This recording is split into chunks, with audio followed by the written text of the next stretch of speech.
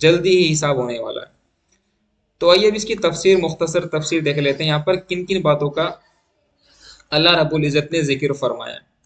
سب سے پہلی بات ہے یسألونک ماذا احل لہم، تو اللہ نے فرمایا کہ محمد ان کو جواب دیجیے کہ جتنی بھی پاکیزہ چیزیں ہیں وہ ساری کی ساری آپ کے لیے حلال کی گئی ہیں، اور وہ چیز بھی حلال ہے ما علمتم، جو تم کچھ سکھا دو، ما علمتم من الجوارح، شکاری جانوروں کو۔ جوارح شکاری جانوروں کو بولتے ہیں، اس میں باز ہو سکتا ہے، اس میں کتا ہو سکتا ہے، یا اس میں کوئی اور دوسرا جانور ہو سکتا ہے، ٹائیگر بھی ہو سکتا ہے، آپ ٹائیگر سے بھی شکار کروا سکتے ہیں، کیونکہ قرآن کریم میں صاف صاف بیان فرمایا گیا ہے وَمَا أَكَلَ السَّبُعُ إِلَّا مَا زَكَّيْتُمْ، یعنی کوئی درندہ جانور جس میں سے تم ذبح کر لو، جس کو تم پاکیزہ بنا لو، تو وہ چیز بھی تمہارے لیے حلال ہے۔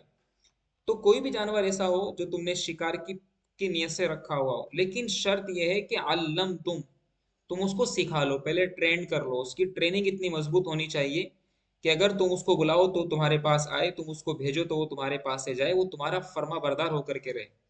اگر وہ تمہاری فرما برداری سے دور ہے تو اس کا مطلب یہ ہے کہ تم نے اس کو سکھانے میں، اس کو ٹرین کرنے میں تم نے کوتاہی برتی ہے، تو پھر تم اس کا شکار بھی نہیں کھا سکتے۔ وما علمتم من الجوارح، جو تم کو سکھا دو شکاری جانوروں کو، مکلبین، شکار کے پیچھے دوڑاتے ٹائم۔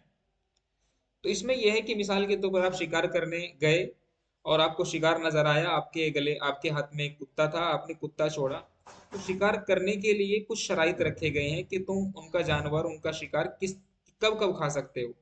تو پہلی بات تو یہ ہے کہ آپ جب اپنے کسی شکاری جانور کو، باز کو یا کتے کو تم چھوڑو، تو اس پر سب سے پہلا یہ ہے کہ تم اس کو سکھا لو، اس کو ٹرینڈ کر لو۔ اتنا ٹرینڈ وہ ہونا چاہیے کہ وہ آپ کے لیے ہی شکار کرتا ہو، اس کی دوڑ دھوپ، بھاگنا، اس کا ہانپنا، اس کا شکار کے پیچھے بھاگتے ہوئے اپنی جان کو جوخم میں ڈالنا، وہ سب اس کے مالک کے لیے ہو۔ تو پہلے تو اس کو ایک کمپلیٹ ٹریننگ ہونی چاہیے شکاری جانور کی۔ دوسرا یہ ہے کہ تم جب شکاری جانور کو چھوڑو، تم اس پر اللہ کا نام لے لو، تو علمونہن مما علمکم اللہ، اور اس کے بعد میں جب شکاری جانور شکار کر کے آ جائے، تو شکاری کتا ہو، شکاری باز ہو، وہ جانور کو پکڑنے کے بعد، خرگوش کو پکڑنے کے بعد یا کسی اور ایسی حلال چیز کو، حلال جانور کو جس کا شکار کرنے کے لیے آپ جا رہے ہیں، اس کو پکڑنے کے بعد وہ اپنے اپنے منہ میں دبائے ہوئے وہ مالک کے پاس آتا ہو، یا مالک کے پاس آتا ہو یا پھر مالک کے آنے تک انتظار کرتا ہو۔ اگر مالک کے آنے سے پہلے پہلے اگر اس نے اس میں دانت مار لیا، اس کو کھا لیا اور اس کی موت ہو گئی، تو آپ اس جانور کو نہیں کھا سکتے۔ اس میں یہ سمجھا جائے گا کہ آپ نے جو شرطیں جو تھی اس کو پورا نہیں کیا ہے۔ وما علمتم من الجواری، جو یہ پہلی والی شرط تھی، آپ نے اس شرط کو مکمل نہیں کیا ہے، تو اس لیے اس کا نتیجہ یہ ہوا کہ اب آپ کو وہ جانور نہیں کھایا۔ تو اللہ نے فرمایا وما علمتم من الجوارح مکلبین تعلمونہن مما علمکم اللہ فکلوا مما امسکنا علیکم واذکروا اسم اللہ علیہ۔ یہاں پر علامہ استعمال ہوا ہے، علامہ۔ دیکھیں علامہ یعلم، تعلیم کا مطلب ہوتا ہے باقاعدہ ٹریننگ دینا، ورنہ سکھانے کے لیے عربی زبان میں ایک لفظ عالمہ بھی آتا ہے، عالمہ۔ یہاں پر باب افعال استعمال نہ کر کے باب تفعیل استعمال ہوا ہے، یعنی خوب ٹریننگ دینی ہے آپ کو، آپ کو اتنا سکھا دینا ہے، ہر دن سکھانا ہے جب تک کہ اس کی کمی دور نہیں ہو جاتی۔ اس کے بعد فرمایا وَاذْكُرُوا اسْمَ اللَّهِ عَلَيْهِ، یہاں پر یہ جمع کا صیغہ استعمال کیا گیا ہے کہ تم سب لوگوں کی ذمہ داری ہے کہ اگر ایک آدمی نام لینا، اللہ کا نام لینا شکاری جانور پر یا حلال کرنے والے جانور پر اگر بھول گیا ہے، تو دوسرے لوگوں کی ذمہ داری ہے کہ وہ کم سے کم اس اللہ تعالیٰ کے نام کے لینے کی روایت کو یاد دلائے۔ تو یہاں پر جمع کا صیغہ استعمال فرمایا وَاذْكُرُوا اسْمَ اللَّهِ عَلَيْهِ، اور خاص فرمایا یہاں پر اسم اللہ، اللہ ہی کا نام ہونا چاہیے، اللہ کے نام کے علاوہ کسی اور کا نام نہیں ہونا چاہیے۔ واتقوا اللہ، اور اللہ تعالیٰ سے ڈرتے رہو۔ یہ بات اس لیے فرمائی جا رہی ہے کہیں ایسا نہ ہو کہ تم شکار کے چکر میں نماز سے غافل ہو جاؤ، اسلام کے جو دوسرے اصولی مسائل ہیں ان سے غافل ہو جاؤ اور تم بس شکار کے پیچھے پڑ جاؤ، ایسا مت کرنا۔ واتقوا اللہ، اللہ تعالیٰ سے ڈرتے رہنا۔ اور اللہ تعالیٰ سے ڈرنا کیوں ضروری ہے؟ کہ تمہاری موت کبھی بھی آ سکتی ہے، اور موت کے بعد ان اللہ سریع الحساب، اللہ تعالیٰ حساب جلدی لینے والا ہے۔ سریع، سریع یہ فعیل کے وزن پر ہے، سریع مبالغے کا صیغہ ہے یہ، جیسے رحیم بہت زیادہ رحم کرنے والا، تو فعیل کے وزن پر جو کلمہ آتا ہے وہ دونوں طریقے سے آتا ہے، وہ مبالغے کا بھی صیغہ ہوتا ہے، وہ فاعل کا بھی صیغہ ہوتا ہے۔ تو یہاں پر یہ سریع مبالغہ کا صیغہ ہے، اس کا مطلب بہت جلد حساب لینے والا ہے، ان اللہ سریع الحساب۔ اس کے بعد اللہ رب العزت نے کھانے پینے کے تعلق سے کچھ چیزیں، کچھ احکام نازل فرمائے۔ الیوم احل لکم الطیبات، فرمایا جا رہا ہے کہ آج، الیوم آج، احل لکم الطیبات، آج تمہارے لیے پاکیزہ چیزیں حلال کر دی گئی ہیں۔ مفسرین کے نزدیک یہ آیت تب نازل ہوئی تب حجۃ الوداع کا موقع تھا، اور اللہ کے نبی علیہ الصلاۃ والسلام کی حرکات سے، آپ کے طور طریقوں سے یہ ظاہر ہو گیا تھا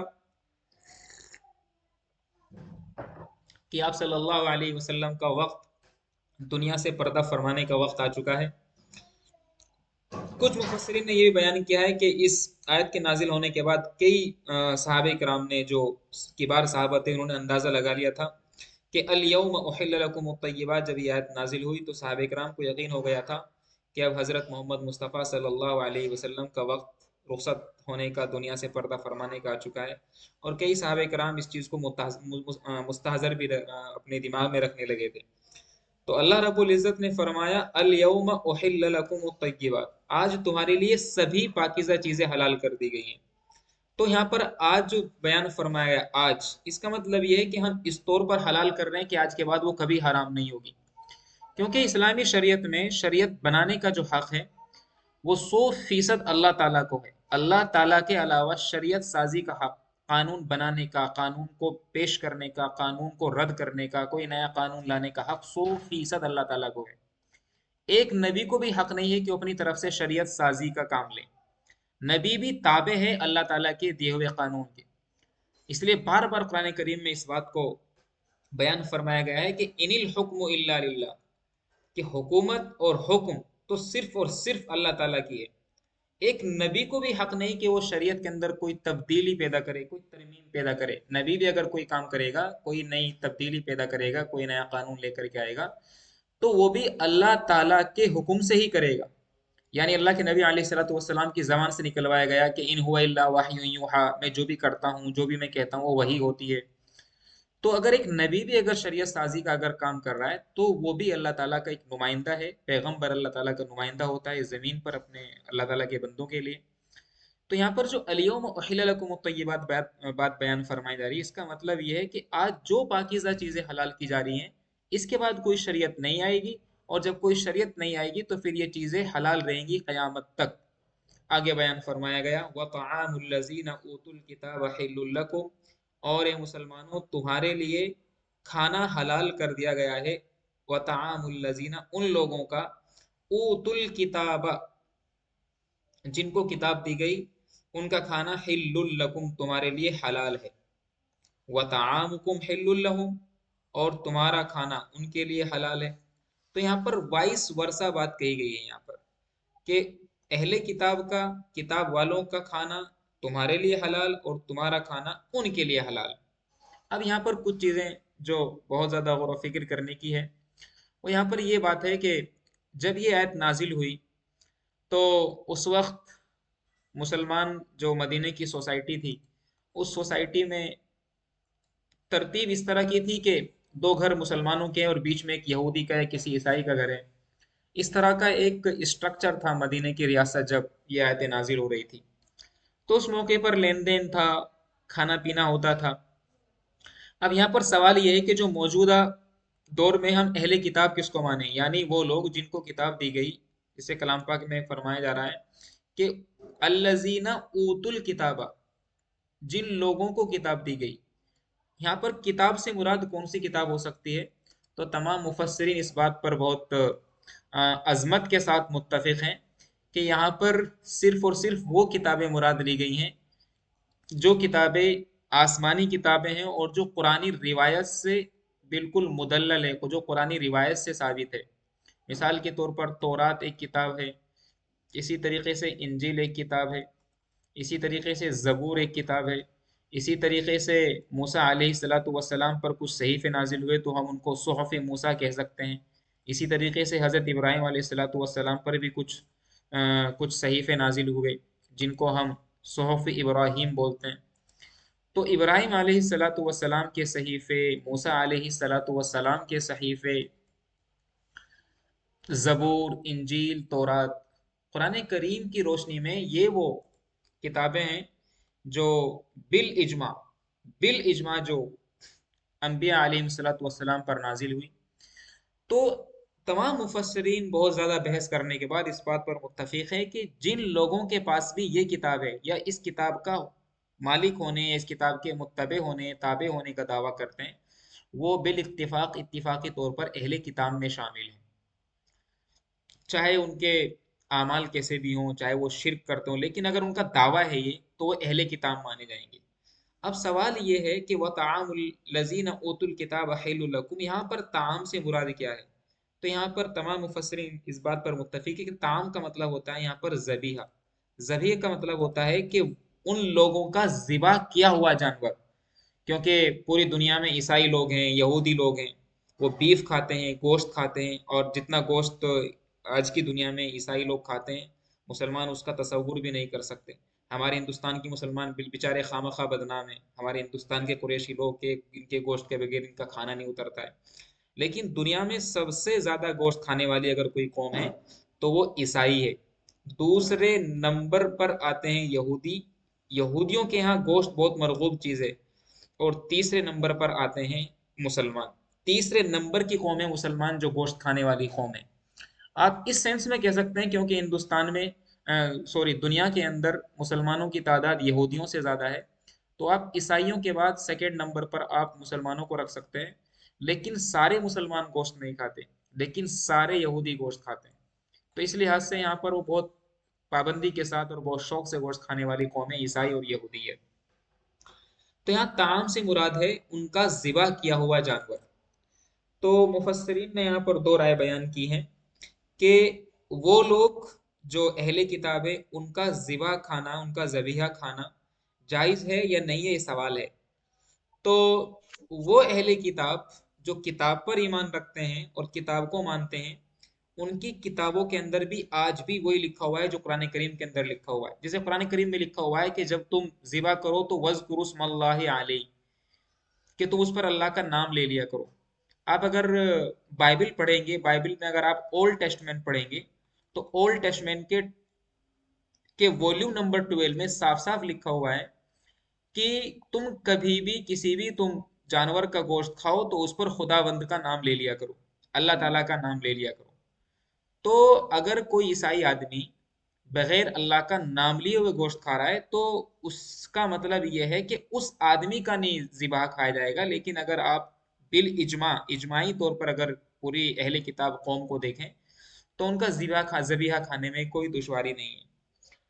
حضرت عبداللہ ابن عمر رضی اللہ تعالی عنہما کی رائے یہ ہے کہ ان لوگوں کا گوشت نہیں کھانا چاہیے کیونکہ یہ لوگ غیر اللہ کا نام لینے لگے ہیں. آج کے ہمارے مفسرین یہ کہتے ہیں کہ پھر بھی بچنا بہتر ہے. اگر آپ کو یقین ہے کہ اس پر اللہ کا نام نہیں لیا گیا ہے تو آپ تو پھر تو وہ کھانا کسی بھی قیمت پر جائز ہو ہی نہیں سکتا. لیکن بہرحال شک تو پھر بھی رہتا ہی ہے. اگر کوئی آدمی جیسے آج کی دنیا میں عیسائیوں کو اگر آپ دیکھیں تو عیسائیوں کے بہت سارے گروپ بنے ہوئے ہیں. عیسائیوں کا ایک گروپ ہے آرتھوڈاکس ہے، ایک پروٹسٹنٹ ہے، ایک رومن کیتھولک ہے، ایک چرچ آف انگلینڈ کے ماننے والے ہیں. تو آج کے ٹائم پر جو لوگ عیسائیت کو زیادہ مانتے ہیں ان میں آرتھوڈاکس زیادہ ہیں. تو یہ لوگ زیادہ عیسائیت کو فالو کرنے والے ہیں. پروٹسٹنٹ اس نہج پر نہیں ہے، رومن کیتھولک کے اس نہج پر نہیں ہے، اور یہ جو چرچ آف انگلینڈ والے ہیں یہ اس نہج پر نہیں ہے. تو اس لیے بچنا ضروری ہے. اگر آپ کو یقین ہے کہ نہیں یہ عیسائی اچھے ہیں، یہ ذبیحہ پر اللہ کا نام لیتے ہیں، تو کھانے میں کوئی دشواری نہیں ہے. لیکن آج کے ٹائم پر کیونکہ لبرلزم اتنا زیادہ ہے یورپ میں، امریکہ میں، اور پورا جو آپ کا جو سینٹرل ایشین کنٹریز ہے وہاں لبرلزم کی وجہ سے لوگ اپنے آپ کو نہ تو عیسائی مانتے ہیں، نہ لوگ اپنے آپ کو یہودی مانتے ہیں. کہلوانا پسند کرتے ہیں لیکن ان کے یہاں پر جو کالم ہوتی ہے ریلیجن کی کالم وہ بالکل خالی آتی ہے. ان کے یہاں لبرلزم ہے، ان کے یہاں مذہب ایک افیم کا نام ہے. وہ مذہب کو یا مذہب کے کسی بندھن کو یا کسی اصول کو مانتے ہی نہیں ہیں. تو اس لیے مفسرین یہ کہتے ہیں کہ اہل کتاب کے ذبیحہ کو کھانے سے بچنا چاہیے. وَطَعَامُكُمْ حِلٌّ لَّهُمْ، ہمارا کھانا ان کے لیے حلال ہے. یہ ان کے لیے مسئلہ ہے کیونکہ ہم لوگ تو اللہ کے نام پر ہی ہم تو ذبح کرتے ہیں. والمحصنات من المؤمنات والمحصنات من الذين اوتوا الكتاب من قبلكم اذا اتيتموهن اجورهن محصنين غير مسافحين ولا متخذي اخدان.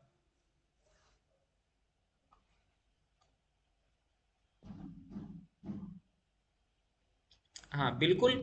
آج کے ٹائم پر تو عیسائیت بچی نہیں ہے، آج کل کے جو ٹائم پہ جو عیسائیت ہے، تو وہ عیسائیت تو برائے نام عیسائیت ہے، وہ تو ایک شخص تھا پولس جس کا نام تھا، اس نے پوری عیسائیت کی بے خونی کر کے رکھ دی، پوری عیسائیت کو پورا ایک دم پورا ڈھانچہ ہی بگڑ اس کو بگاڑ کر کے رکھ دیا ہے۔ تو میں وہی بات کہہ رہا ہوں کہ ان کو مذہب اچھا ہی نہیں لگا، ان کو ریلیجن اچھا نہیں لگا، تو ریلیجن کے نام پر ان لوگوں نے ایک نئی چیز نکالی اور وہ ہے لبرلزم، روشن خیالی۔ ان کے یہاں پر کوئی قید و بند نہیں ہے، وہ جو چاہیں کھائیں، وہ جو چاہیں پئیں۔ ان کے یہاں رشتوں کی بھی قید و بند نہیں رہی ہیں، بیٹا چاہے گا تو بیٹی کے ساتھ انوالو ہو سکتا ہے، بھائی چاہے گا تو بہن کے ساتھ انوالو ہو سکتا ہے، ماں چاہے گی تو بیٹے کے ساتھ انوالو ہو سکتی ہے۔ ان کے یہاں کوئی قید و بند ہے ہی نہیں، اس لیے مفسرین نے بہت احتیاط کے ساتھ یہ بات بولی ہے کہ دیکھیے ان کے کھانے سے، ان کی تہذیب میں آنے سے بچنا چاہیے۔ آگے فرمایا جا رہا ہے کہ والمحسنات من المؤمنات، تمہارے لیے ایمان والی عورتیں حلال کر دی گئی ہیں۔ والمحسنات من المؤمنات، ایمان والی جو عورتیں ہیں اس میں سے پاکیزہ عورتیں آپ کے لیے حلال کر دی گئی ہیں۔ والمحسنات، اور وہ پاکیزہ عورتیں، من الذین، ان لوگوں میں سے، اوت الکتاب، جو اہل کتاب ہے، جن کو کتاب دے دی گئی ہے۔ اس پر حضرت عمر رضی اللہ تعالیٰ عنہ کی ایک روایت نقل کی جاتی ہے۔ ایک صحابی تھے حضرت حذیفہ بن یمان رضی اللہ تعالیٰ عنہ، جب ان کو مدائن کا، ان کو گورنر بنا کر کے بھیجا گیا، حضرت حذیفہ بن یمان رضی اللہ تعالیٰ عنہ کو، یہ چیز یاد رکھیں گے آپ لوگ، اس کو لکھنا بھی چاہیے آپ کو، حذیفہ بن یمان رضی اللہ تعالیٰ عنہ، ان کو ایک شہر ہے مدائن، جب وہاں کا گورنر کیا بنایا گیا، تو مدائن کے اندر عیسائی لوگ بہت زیادہ تھے، تو انہوں نے ایک عیسائی خاتون سے شادی کر لی۔ اس کی خبر حضرت عمر رضی اللہ تعالیٰ عنہ کو پہنچ گئی۔ حضرت عمر رضی اللہ تعالیٰ عنہ نے بہت سخت الفاظ میں ایک خط لکھا، حضرت حذیفہ بن یمان کو اس میں خطاب فرمایا اور کہا کہ جیسے ہی میرا خط پہنچے، خط پہنچتے ہی سب سے پہلے اس عیسائی خاتون کو طلاق دو اور اس کو تم بالکل اس سے الگ تھلگ ہو جاؤ، کیونکہ یہ لوگ کیا ہوتے ہیں، یہ لوگ فاحش ہوتے ہیں، فحش کاری کرتے ہیں، ان کا اثر ہماری مسلم عورتوں پر پڑے گا اور اس کا نقصان بے شمار ہوگا۔ دوسری بات یہ ہے کہ بہت سارے مسلمان آپ کو دیکھا دیکھی ایسا بھی کر سکتے ہیں کہ عیسائی عورتوں کی خوبصورتی، ان کے رکھ رکھاؤ کی وجہ سے ہو سکتا ہے ان کو ترجیح دینا شروع کر دیں اور مسلم عورتوں سے شادی کرنا بند کر دیں، تو اس سے مسلمان عورتوں کے لیے بڑا مسئلہ پیدا ہو جائے گا۔ تو حضرت عمر رضی اللہ تعالیٰ عنہ نے سیاسی طور پر باقاعدہ سختی کے ساتھ منع فرما دیا کہ آپ عیسائی عورتوں سے، یہودی عورتوں سے آپ شادی نہیں کر سکتے۔ ہمارے یہاں آج بھی اگر آپ دیکھیں گے، کیونکہ ان کا معاملہ ایسا ہوتا ہے کہ ایک تو یہ اپنے دین پر پوری طریقے سے واقع نہیں ہے، پھر دوسری بات ہے یہ ننگا اور عریانیت پسند لوگ ہو گئے ہیں، چاہے آج کے یہودی لوگ ہوں، چاہے آج کے عیسائی لوگ ہوں، ہندو لوگ ہوں، جین، سکھ، بدھسٹ، زرتشت، کتنے بھی الگ الگ کانسیپٹ کے ماننے والے لوگ ہیں، ان کے یہاں لبرلزم، عریانیت، نیوڈیٹی، ننگا پن زیادہ آ گیا ہے۔ ان کے یہاں اقدار، ویلیوز، حجاب، پردہ، شرم، حیا نام کی کوئی چیز نہیں ہے۔ تو اس لیے مسلمان مردوں کے لیے آج کل کی اہل کتاب کی جو عورتیں ہیں، عیسائی عورتیں ہیں، ان سے نکاح کرنا اس لیے بہتر نہیں ہو سکتا، جب آپ ان کو اپنے نکاح میں لے کر کے آئیں گے، جب تک کہ وہ اسلام قبول نہ کر لیں، تو ان کے ننگے پن کا اثر ہماری عورتوں پر پڑے گا۔ حضرت مولانا اشرف علی تھانوی رحمۃ اللہ علیہ نے اتنی سختی کے ساتھ یہ بات کہی ہے کہ ہماری مسلم عورتوں کو غیر مسلم عورتوں سے بھی پردہ کرنا چاہیے۔ مطلب ایک تو یہ ہے کہ ہماری عورتیں غیر محرم سے پردہ کریں، مسلم عورتوں کو یہ بھی تاکید کی گئی ہے کہ وہ جو بھی غیر دین اسلام کی جو ماننے والی ہیں، ان کی عورتوں سے پردہ کرنا چاہیے۔ اور آپ دیکھ رہے ہیں کہ آج کل جو مخلوط کلچر بنا ہوا ہے ہمارے انڈیا میں، پاکستان میں، بنگلہ دیش میں، آپ دیکھ لیجئے گا اپنے آس پاس کے علاقوں میں، کہ غیر مسلم عورتوں کے ٹچ میں رہنے والی لڑکیوں کے سر پر دوپٹہ بہت کم آپ کو نظر آئے گا۔ اس کی وجہ یہ ہے کہ وہ لبرلزم اثر انداز ہوتا ہے اور پھر ہماری مسلم عورتیں پردے کو، حجاب کو ایک دقیانوسیت کی نگاہ سے دیکھتی ہیں، سمجھتی ہیں کہ نہیں، پردہ تو وہ کرتی جو غریب ہے، تو اس کا نقصان یہ ہوتا ہے۔ تو حضرت عمر نے اپنے زمانے میں سختی کے ساتھ منع فرما دیا تھا کہ آپ اہل کتاب کی عورتوں سے شادی مت کریں۔ قرآن کریم میں اللہ تعالیٰ نے بہت واضح طور پر ارشاد فرمایا ہے کہ وَلَا تَنكِحُوا الْمُشْرِكَاتِ وَلَا تَنكِحُوا الْمُشْرِكَاتِ حَتَّى يُؤْمِنَّ، کہ تم مشرک عورتوں سے تم نکاح نہ کرو جب تک کہ وہ ایمان نہ لے آئیں۔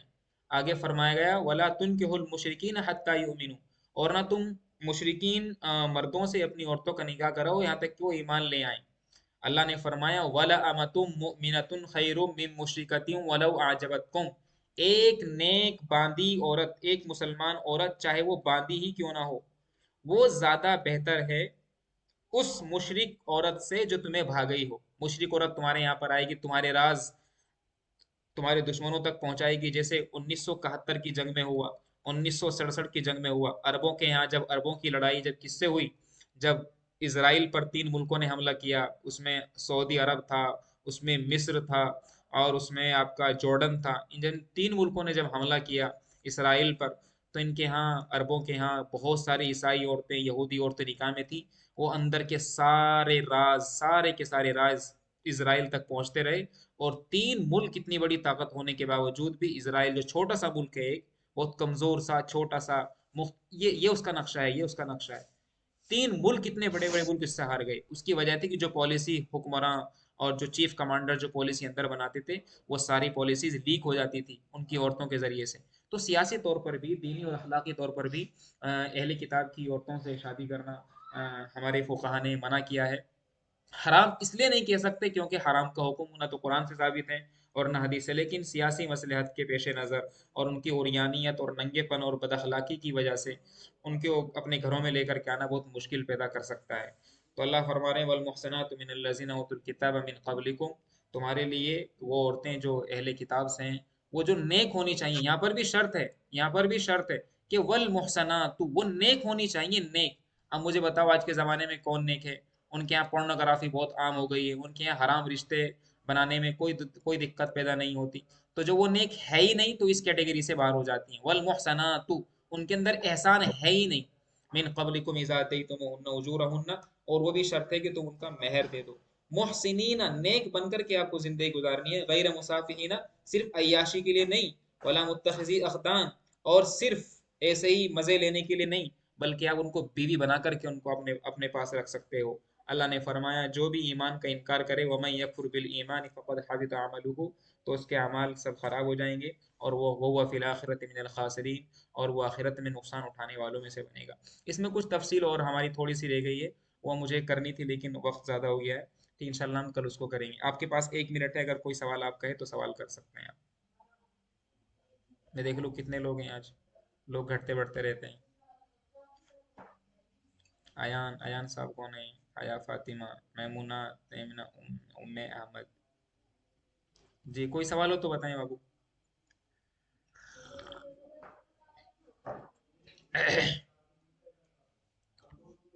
کوئی سوال نہیں تو کلاس ختم کر دے رہے ہیں۔ اللہ پاک ہم سب کو قرآن کریم کو سمجھ کر کے پڑھنے کی توفیق عطا فرمائے۔ اللہ تعالیٰ ہمیں چلتا پھرتا قرآن کریم بنائے، اور ہمیں قرآن سے محبت اور انسیت پیدا فرمائے۔ اللہ تعالیٰ ہمارے روزوں کو، ہماری بات کو قبول فرمائے۔ سبحان اللہ بحمدی، سبحانک اللہم وبحمدک، ونشہد ان لا الہ الا انت، ونستغفرک ونتوب الیک۔ سبحان ربک رب العزة عما یصفون، وسلام علی المرسلین، والحمد للہ رب العالمین۔